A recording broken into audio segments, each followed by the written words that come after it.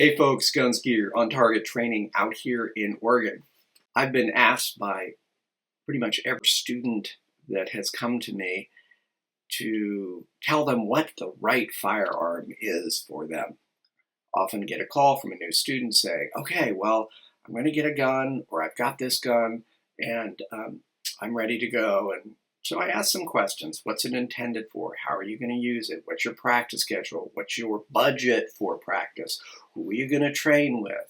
How are you going to store that firearm? Is it for inside the home, outside of the home? What's your neighborhood like? Is it urban? Is it rural?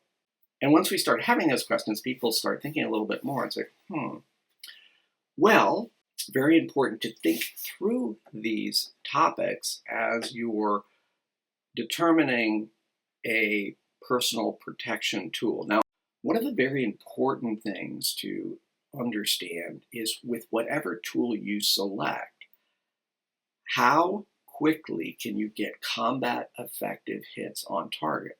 So it's a balance of speed and accuracy, right? You can just shoot as fast as you can and maybe not hit anything, or you can shoot fairly fast, but with more focus on accuracy.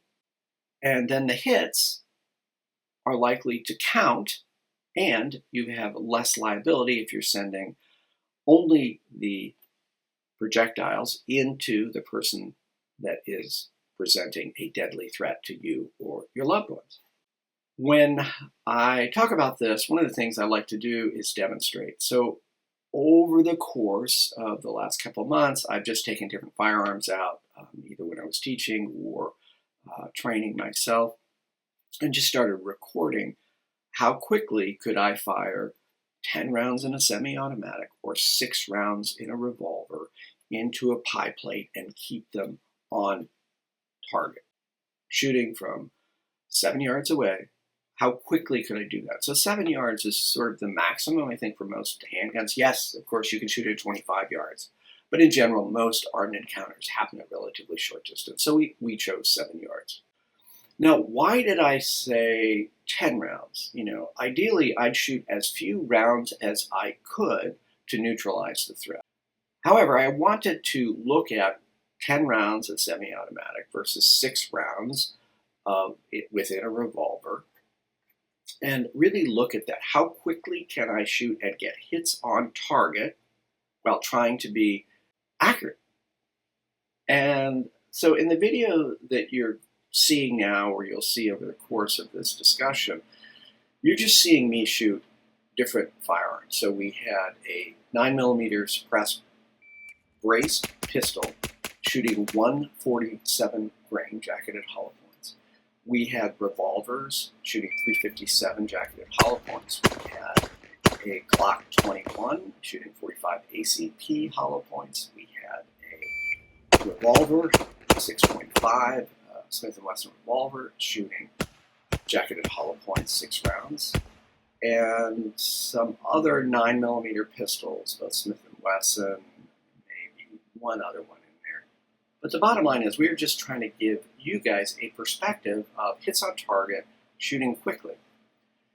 The thing that's obvious to anybody who's done a little bit of training is it's way easier to shoot a long gun that has multiple points of contact, right? My cheek, my upper shoulder, whatever you want to call that, and then my non-dominant hand, dominant hand. And in that environment, in that scenario, I have really good control of the gun. Shooting handguns, two-hand, I only have those 2 points of contact. Because of my physical handicap with my left hand and arm, I know it for a fact, I don't look very good. The technique isn't impressive at all. And people write in and they tell me how screwed up my technique is, and I'm like, I'm sorry, I'm handicapped, I'm doing the best I can. What matters, though, is the ability then to shoot and get hits. So in these videos, that's what I was focused on. I was focused on shooting and getting combat effective hits on the target. And you can see that with the braced pistol, I'm shooting far faster. With the revolvers in 357 or 45 ACP, I was getting good hits, but I just can't shoot as fast. Now, am I a highly skilled revolver shooter?